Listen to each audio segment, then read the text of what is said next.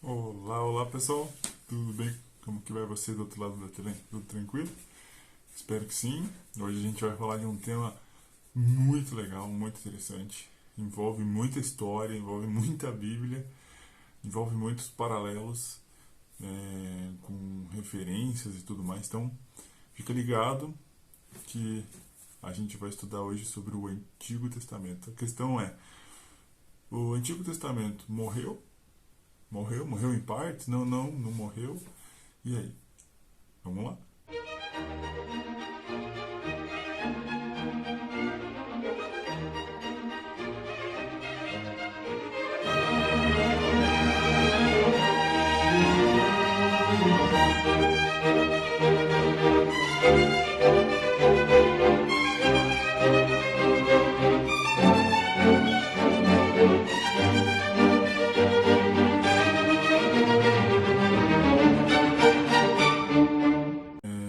Começando, né, introduzindo esse assunto, eu tenho uma visão teológica, pertenço na igreja adventista, então aqueles que olharem para isso, não concordarem, não tiverem totalmente de acordo, bem, não há nenhum problema, a gente pode discordar no mundo das ideias, joguem suas dúvidas, joguem suas perguntas, seus questionamentos, é muito importante a gente participar, trocar ideias, crescermos juntos sobre isso, tá bom?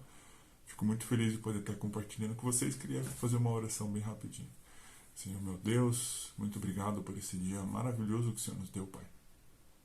Agradeço porque o Senhor nos deu entendimento, nos deu ferramentas para estar propagando e falando da sua palavra, do seu evangelho. É isso que te pedimos, guarda no nosso coração nesse dia e essas palavras também. No nome santo de Jesus. Amém. Então vamos lá. E aí, o Antigo Testamento morreu?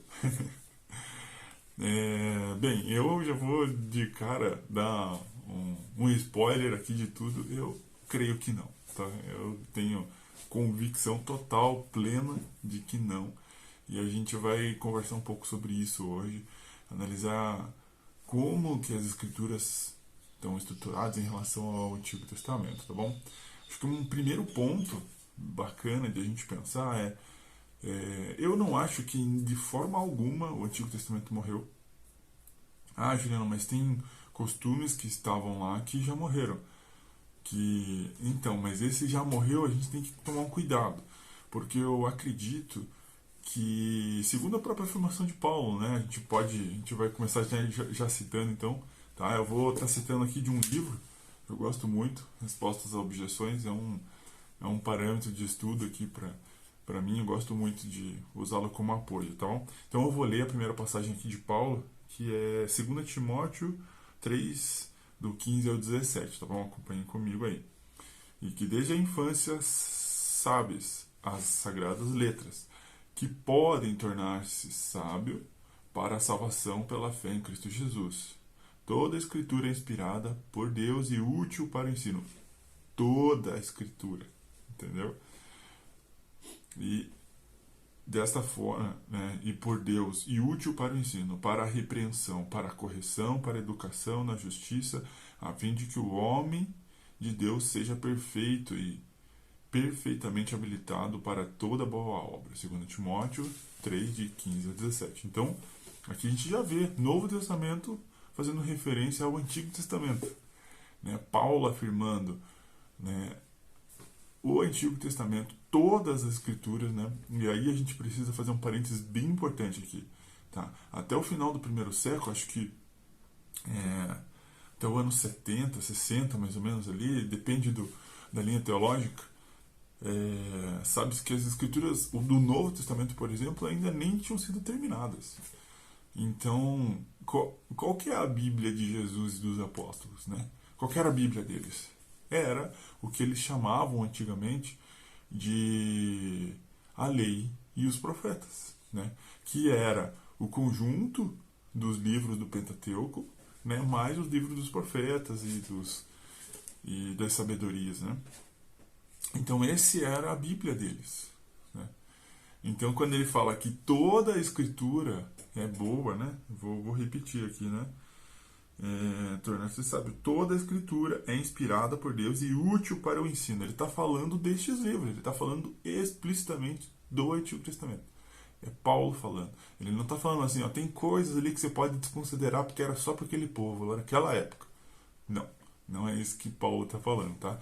Paulo, né, é um dos aí, expoentes do Novo Testamento, né? Ele escreveu, se eu não me engano, perto de 50% aí de todo o Novo Testamento. Então, é alguém de plena importância para a Igreja Católica, para os evangélicos, para os cristãos em geral, tá? Então, já fica o primeiro texto aqui.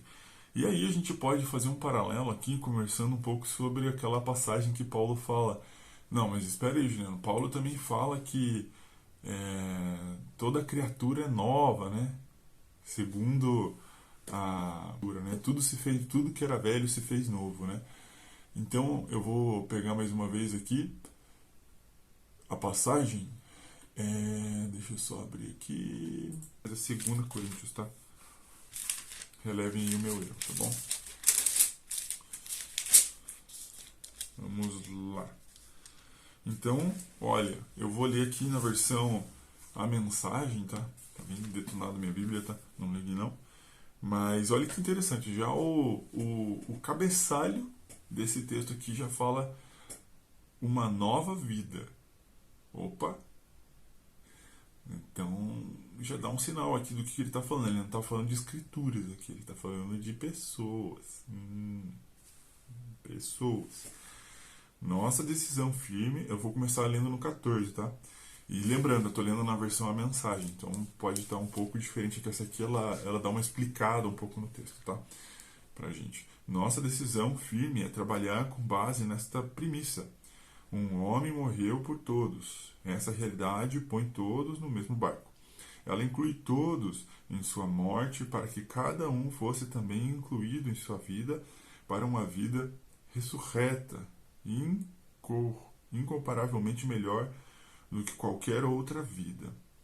Então está falando do homem, né, que morreu por todos, e ele incluiu todos nessa morte para que cada um fosse também incluído em sua vida. Uma vida ressurreta, uma vida nova, né, incomparavelmente melhor. Então é a pessoa que estava no pecado e através desse homem que morreu por todos se tornava uma pessoa nova. Por causa dessa decisão, não julgamos ninguém pelo que possui ou pela aparência. Houve um tempo em que julgamos o Messias dessa maneira. Lembrando, Jesus era conhecido, né, ele era muito discriminado. No tanto que ele conta a própria parábola do bom samaritano, porque ele era xingado de samaritano. Né? E lembrando, os samaritanos eram um povo excluído. Né? Então, assim, dessa forma, por causa dessa decisão, nós julgamos que ninguém pode possuir pela aparência. Houve um tempo em que julgamos o Messias dessa maneira e estávamos errados, como sabem. Não vemos mais assim. Agora olhamos para dentro e o que vemos é que qualquer um unido ao Messias tem a chance de um novo começo e é criado de novo. A velha vida se foi, uma nova vida floresce, é demais. Tudo vem de Deus, em que Deus quer um relacionamento com Ele e nos chamou para viver esses relacionamentos com os nossos semelhantes. Então, está falando de pessoas transformadas, porque além dessa discriminação que eu estou falando que existia do próprio Jesus, existia uma discriminação ligada aos que não eram judeus, não eram circuncisos e etc. Né? E houve até uma discussão depois nisso na igreja, não precisa ser circunciso, não precisa ser circunciso, não sei o que. Aí Pedro tem a visão também, depois, né, que fala de pessoas, não, lá não fala de comida, né? A galera fala, não, mas aqui, ó, Deus liberando, mas isso é um assunto para um outro vídeo, né? Tá, mas aqui fica claro. Então, Paulo, nessa nova criatura, ele não está falando assim, o Antigo Testamento morreu, tudo que era velho se fez novo. A pessoa velha, os pecados daquela pessoa ficaram para trás e agora ela é nova criatura em Cristo. Não tem a ver com... Não está escrito aqui, esqueça as escrituras. Pelo contrário, no texto que a gente acabou de ler, o próprio Paulo fala que toda a escritura é boa para o ensinamento. Vamos lá, 2 Timóteo 3,15. Né? Toda a escritura é inspirada por Deus e útil para o ensino. tá? Então, não tem como usar aquele texto da nova criatura para falar que o Antigo Testamento morreu, né? Mas tudo bem, a gente ainda poderia falar o seguinte: mas Jesus deu uma nova interpretação, né? Jesus deu uma nova interpretação. Ele falou que ele pegou os 10 mandamentos, ele varreu o Antigo Testamento quando ele pegou o Velho Testamento e resumiu, né? Amarás a Deus acima de todas as coisas e ao seu próximo como a ti mesmo. Então, ele reescreveu os mandamentos. Será mesmo que Jesus reescreveu os mandamentos? Né? Vamos dar uma olhada nessa questão aqui. Olha que interessante. Eu vou ler uma citação aqui que é de um autor que não é evangélico, tá? Ele não é evangélico. Ele se chama Ludovico Gramus, tá? É um frei. Então, assim, alguém extremamente acadêmico, formado, etc. E não tem a ver com um evangelista, com um evangélico, com um protestante, etc. Então, é uma opinião até um pouco, você veja assim, fora, né, da minha linha, da minha doutrina, mas é um cristão, com certeza, uma pessoa de coração sincero. Então, eu vou ler o que ele quer dizer quando fala, né, a expressão leis e os profetas. Por que eu vou falar leis e os profetas, né? Porque a gente vai lembrar naquela passagem que Jesus fala o seguinte, né? Não pensem, Mateus 5:17 ao 19, eu vou ler aqui, tá? Não pensem que vim abolir a lei e os profetas. Leis e os profetas. O que ele quer dizer com leis e os profetas? Leis e os profetas, lembrando, ele está falando do Pentateuco, do Velho Testamento, onde está lá as leis, né? E ele está falando aqui explicitamente lei com L maiúsculo, porque ali é uma referência aos 10 mandamentos, tá? Ele não está falando de leis, por exemplo, cerimoniais, das leis de realmente que tinham a ver com aquela época, com aquele contexto, mas que não morreram, não precisa jogar fora aquilo ainda, segundo Paulo, ainda é útil para o nosso ensinamento de hoje, entenderam? Então tá, aqui ele está falando de leis e profetas, ele está falando dos 10 mandamentos especificamente, tá? Então, não pensem que vinha abolir os 10 mandamentos, né? E os profetas. Não vinha abolir, mas cumprir, né? Então, Jesus veio e cumpriu as profecias. Por que a gente não precisa mais matar o cordeirinho lá? Né? Por que a gente não precisa mais matar o cordeirinho? Porque Jesus era o cordeiro. Ele, o cabrito, o bode lá era morto e o cordeiro também era morto, acho que 2 vezes ao dia, se não me engano, né, de manhã e no final da tarde, era morto porque era para remissão dos pecados, né? Um inocente morria puro, sem marcas, sem manchas, um animal completamente útil ainda, era morto para remissão dos pecados do povo. E isso já apontava para o futuro, quando Cristo viria. Olha que interessante. Então, se a gente falar que o Antigo Testamento morreu, ele já era, a gente está dizendo que a gente está anulando o que Cristo fez por nós, né? Então, o Velho Testamento, ele não morreu, né? Mais uma vez, Paulo disse, ainda é útil para nós, né? Então, vamos continuar aqui. Não pensem que vim abolir lei, né? Os 10 mandamentos e os profetas não vim para abolir, mas para cumprir. Digo a verdade, enquanto existirem céus e terra, de forma alguma desaparecerá da lei a menor letra ou menor traço, até que tudo se cumpra. A menor letra, a menor lei, o menor traço. Gente, tudo que foi colocado na lei e nos profetas que está ali, os 10 mandamentos, não podem de forma alguma ser removido. Então tudo que está lá precisa continuar acontecendo, né? Tudo que está nas leis e nos profetas, tudo que está nos 10 mandamentos e nos livros de Isaías, Daniel, Jeremias, Abacuque, tá? Enfim, e toda a escritura é inspirada por Deus, toda a escritura, pedacinho por pedacinho. Mas, Juliano, tem um monte de lenda, né? Vamos falar um pouquinho dessa questão de quando Jesus resume, tá? Marcos 12:30, perdão. Amarás o Senhor teu Deus de todo o seu coração, de toda a sua alma, de todo o seu entendimento, de todas as suas forças. Aprendeis que esse é o primeiro mandamento, e o segundo, semelhante a ele, é amarás o teu próximo como a ti mesmo. Eu vou pegar aqui na versão a mensagem para a gente ler junto também, tá? Mateus 22:37, tá? Jesus respondeu: ama o Senhor seu Deus de toda a paixão, toda a sua fé, de toda a sua inteligência. Esse é o mais importante e o primeiro qualquer lista. Mas há um segundo ligado a esse: ama ao seu próximo como a você mesmo. Esses dois mandamentos são como elos de uma corrente. Tudo que está na lei de Deus e nos profetas deriva deles. Então, Jesus aqui aboliu os 10 mandamentos. Gente, a gente precisa entender uma coisa. A gente precisa olhar o contexto da época. Primeiro que o texto não está falando. Jesus então aboliu os 10 mandamentos e falou. Não está escrito isso. E nem está subentendido isso, né? Vocês querem ver por quê? Aqui é Jesus falando, certo? Aqui é Jesus falando Lembrando, são duas coisas. Amarás a seu Deus de toda a sua coisa, todo sentimento, todo o seu coração, e amarás seu próximo como a ti mesmo. São duas coisas. Por que duas? Lucas 10, de 25 a 37, tá?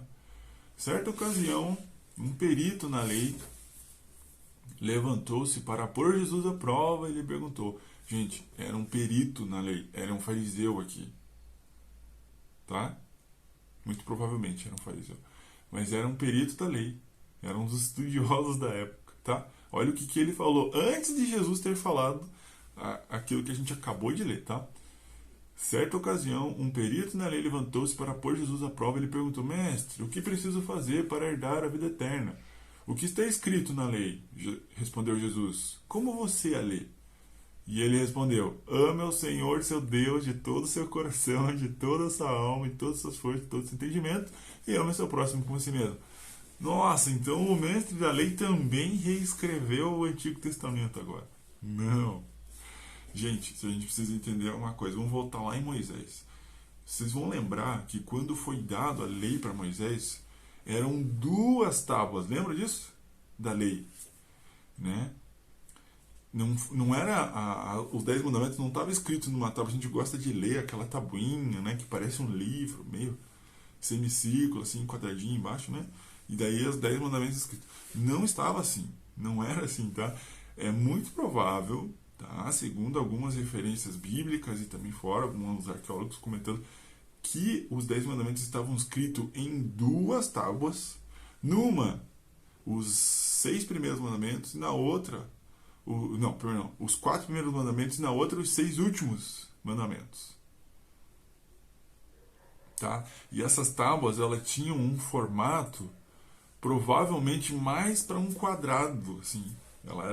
Elas eram grossas mesmo, eram tábuas grossas, quase quadradas, entendeu? Elas eram um pouquinho mais, vamos dizer assim, compridas do que largas, sim, mas elas eram bem largas, tá? Então, essas tábuas eram 2, né? Por que isso é importante a gente saber isso? Porque olha que fato bacana, né, que a gente vai ler aqui. Vamos lá, tá? Por que estava separado em 2 tábuas? Porque as 4 primeiras, tá? Os 4 primeiros mandamentos dizia respeito a Deus, ao nosso relacionamento com Deus. Quer uma prova disso? Vamos ler aqui, ó. Vamos pegar lá. É Êxodo 20, tá? Para quem quiser acompanhar na sua Bíblia aí, pode abrir lá em Êxodo 20, você vai encontrar os 10 mandamentos ali, tá bom? Mas vamos pegar aqui os 4 primeiros, tá? Os 4 primeiros dizem respeito ao seu relacionamento com Deus. Não terás outros deuses além de mim. Deuses. Não farás para ti nenhum ídolo, né? Nenhuma imagem, qualquer coisa do céu. Deus. Não tomarás em vão o nome do Senhor teu Deus. Deus. Estamos no terceiro. Quarto, lembra-te do dia de sábado para santificá-lo e trabalharás 7 dias, paraná, paraná, paraná, e no sábado dedicá-lo ao Senhor teu Deus. 4. Então, os 4 primeiros mandamentos eram referentes ao teu relacionamento com Deus. Você vai ver que os próximos dizem respeito ao teu relacionamento com as pessoas, que são os 6 últimos, né? Vamos lá. Honra teu pai e tua mãe, pessoas. Não matarás pessoas. Não furtarás pessoas. Não darás falsos testemunho, pessoas. Não cobiçarás a casa do teu próximo, né? Pessoas. Então, não adulterarás, né? Eu esqueci aqui o 7º, né? Pessoas. Então, gente, a gente está falando de 2 coisas. Então, era um costume judaico resumir os mandamentos. Como a gente acabou de ler, era um costume judaico que o próprio mestre da lei, né, lá em Lucas 10, 25, que a gente acabou de ler, e o mestre da lei respondeu: ama o Senhor teu Deus. Vocês estão entendendo? Isso aqui não era só Jesus que falava, era um costume judeu da época. Então Jesus não aboliu os 10 mandamentos. Entendeu? Os 10 mandamentos estão vigentes, todos estão vigentes, os 10, né? A gente ainda paga dízimo, né? Eu pago o meu dízimo, né? Você provavelmente do outro lado, espero que sim, tá? É um compromisso físico, espiritual nosso, né? Com um compromisso com a igreja de Deus. Então, você paga seu dízimo, não é um dos 10 mandamentos, mas era um costume que o próprio Abraão pagou para o dízimo, né? Então, assim, depois isso continuou com Moisés, né? Sempre continuou, né? Mas começou com Abraão, né? Então, assim, o dízimo está aí até hoje, né? Se alguém falar que o Antigo Testamento foi abolido, então vamos parar de pagar o dízimo, né? Não precisa mais. Hã? Mas não é assim. Os 10 mandamentos também. Os 10 mandamentos, eles não morreram. Tá? Aí você fala assim, tanto não morreram, como se você chegar para qualquer evangélico, eu me encaixo nisso, ou qualquer cristão, se chegar e falar assim, vou matar. Não pode. Por quê? Porque, segundo a Bíblia, é pecado. Segundo o que é na Bíblia? Segundo um dos mandamentos. Né? Deus do 20. Então, vou roubar o meu próximo. Não pode. Por quê? Porque a lei de Deus proíbe. Vocês vejam só. Vou bater no meu pai e na minha mãe. Não pode. Honra seu pai e tua mãe. Então, gente, guarda o sábado. Está escrito na lei. Esse aí morreu. Os outros não morreram. Mas esse é um assunto para um outro vídeo, tá? Mas, gente, os 10 mandamentos, o Velho, o Antigo Testamento não morreu. Tá bom? Lembrando, mais uma vez, gente, eu respeito quem pensa diferente, né? Aqui a gente está discutindo a nível de ideias, não tem a ver com pessoas aqui, não tem a ver com a tua escolha de igreja, a igreja que você frequenta, sendo ela católica, sendo ela quadrangular, sendo ela luterana, sendo ela universal, sendo ela batista. Não é questão aqui de igreja, tá? A gente está discutindo ideias aqui, tá bom? E eu estou expressando para vocês aqui, mostrando na palavra, na Bíblia, que o Antigo Testamento não morreu, né? Não faz sentido, né? O próprio Jesus... Mas, Juliano, será que o Antigo Testamento ainda estará vigente até o tempo do fim? Será?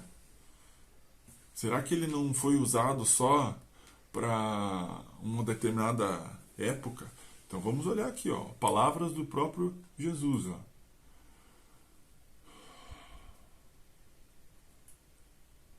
Olha que interessante essa citação. João 5,45, tá?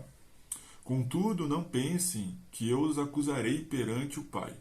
Quem os acusa é Moisés. Isso aqui são palavras de Jesus, tá? Quem os acusa é Moisés, em quem estão as suas esperanças.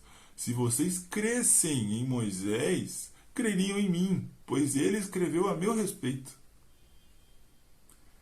Olha que interessante, né? Visto, porém, que não creem no que ele escreveu, como crerão no que eu digo? Então, Jesus falando, se vocês não creem no Antigo Testamento, se vocês não creem no que Moisés escreveu, como é que vocês vão acreditar em mim?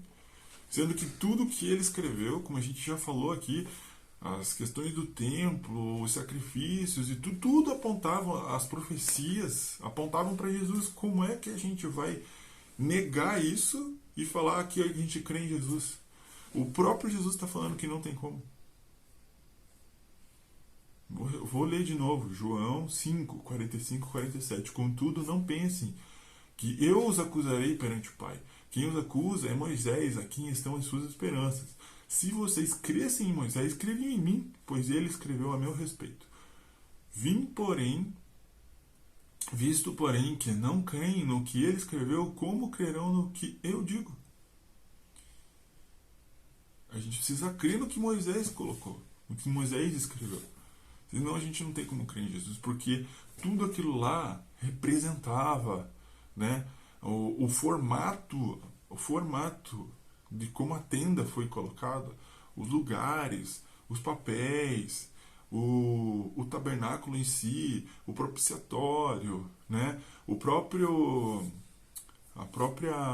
os pães, né, o lugar onde colocavam o incenso, né, a menorá, que era o símbolo do Espírito Santo, né, a própria Arca da Aliança, onde eram guardadas as leis, onde Deus se manifestava ali. Você imagina um Deus infinito cabendo num lugar.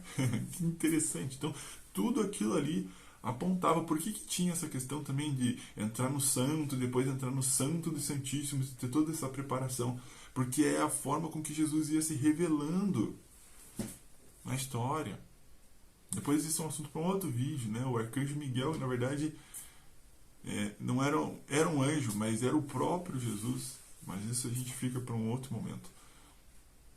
Entenderam? Então, assim, se a gente não crê nisso, não tem como crer em Jesus, o próprio Jesus falando. Mas será que isso tudo vai estar até o fim, Juliano? Vamos olhar aqui. Vamos olhar. Olha só que interessante. Jesus está falando, perguntaram para ele como seria a volta dele, né? Quando ele estivesse voltando. E olha que interessante o que ele falou. Aí a gente acha que tem alguns mitos na Bíblia, né? Não, essa história de arca é mito. Essa história de abrir o mar e as 10 pragas é mito. Sendo que o próprio Jesus falou que é verdade, né? Será que é mito? Vamos ler aqui, ó. Provas de Jesus, tá? Como será a volta dele? Como foi nos dias de Noé. Opa, ele já afirmou Noé. Já afirmou o dilúvio. Assim também será na vinda do Filho do Homem. Pois nos dias anteriores ao dilúvio, o povo vivia comendo, bebendo, casando-se, dando-se em casamento até o dia que Noé entrou na arca. Tá? Isso aqui é Mateus 24, do 37 ao 38.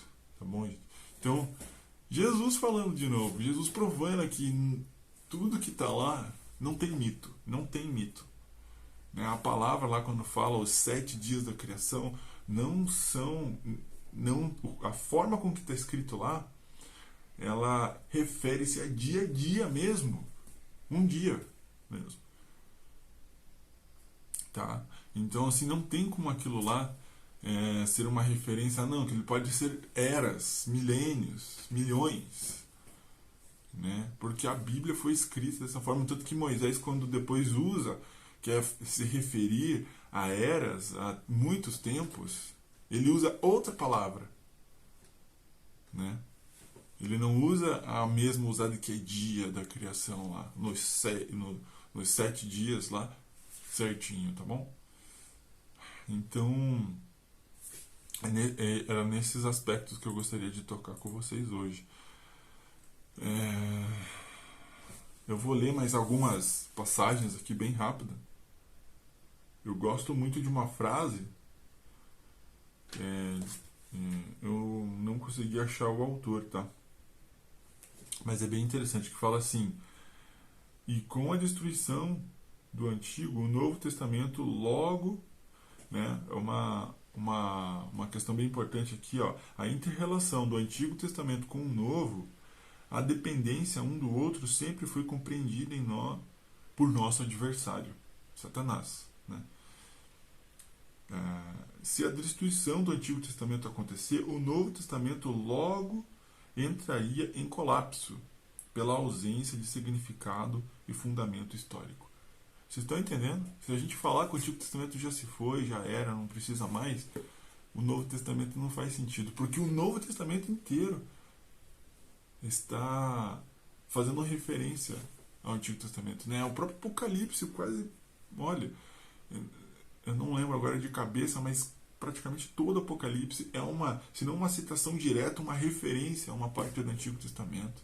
Os animais dos Apocalipse, as bestas fazendo referência a Daniel, tá?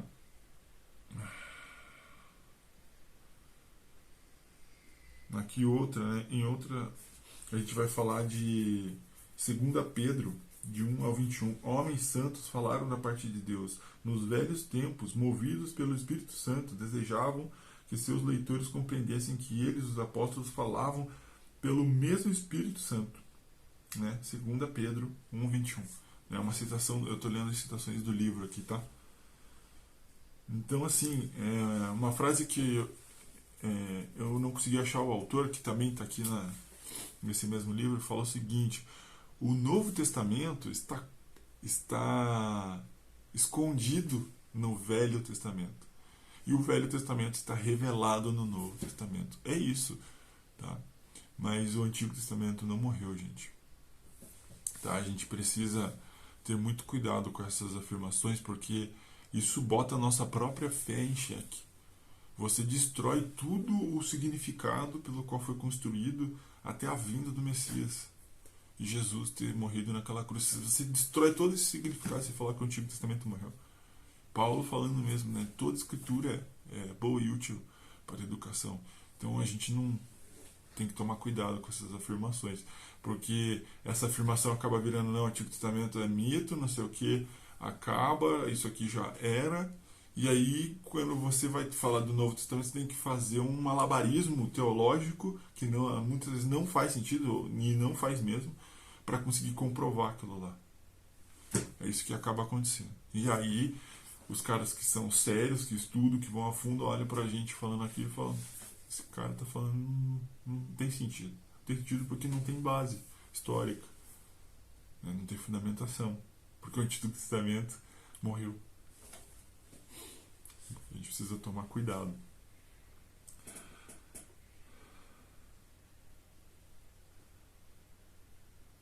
Uma questão bem importante também, e isso eu faço como uma reflexão própria minha, né? A gente gosta, muitas vezes, né? Eu sou assim, aquilo que aponta algum erro na gente, alguma pessoa, às vezes normalmente é assim, né? Uma pessoa que a gente tem conflito, ela chega e aponta um erro pra gente. Por mais que a gente não goste daquela pessoa. E a gente tende ao que? Não, isso aqui não tem nada a ver.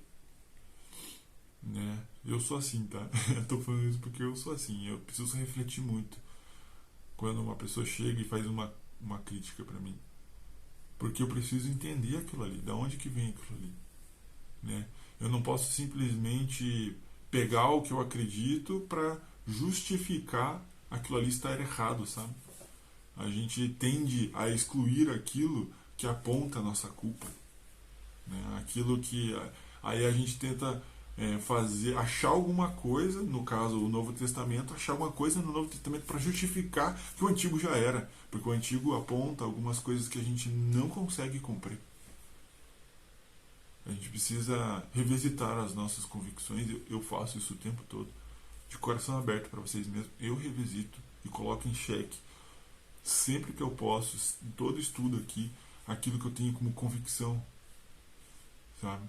Eu converso muito com os pastores, converso muito com os líderes da igreja, mas eu estudo para ter certeza que aquilo ali que foi me dito realmente está correto. Se na palavra de Deus aqui, né, está contido isso que eles estão falando. E é isso, pessoal. Mais uma vez, não entendo isso como acusações, como culpa, mas é com muito amor mesmo, né, que eu tenho esse convite para vocês, para a gente estudar a Bíblia junto, para a gente estar junto, como cristãos autênticos que vão buscar a palavra, com sede de palavra, com sede de conhecer Jesus. Né? Eu costumo falar, minha mãe, quando ela olha para mim e faz assim, eu já sei o que ela quer dizer no olhar, sabe por quê? Porque eu tenho relacionamento com ela. Né? E é através da Bíblia que a gente tem esse relacionamento com Deus, e é ali que ele se revela na natureza, nas coisas também, sim, mas ali é a palavra dele, totalmente, como Paulo disse, inspirada por Deus. Né? Ali não foi ditado por Deus, foi inspirado por Deus para a gente. Então a gente precisa mergulhar nisso aqui, porque senão a gente não tem relacionamento suficiente para saber. Vocês têm essa dúvida? Eu tenho, né? De vez em quando chega numa situação e fala, putz, será que isso aqui é de Deus mesmo? Sabe por quê? Porque eu preciso me relacionar mais com Deus para ter essa certeza.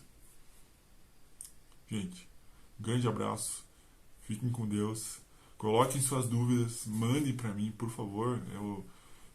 Se você não conseguir mandar lá no grupo, mandem no privado mesmo, não tem nenhum problema.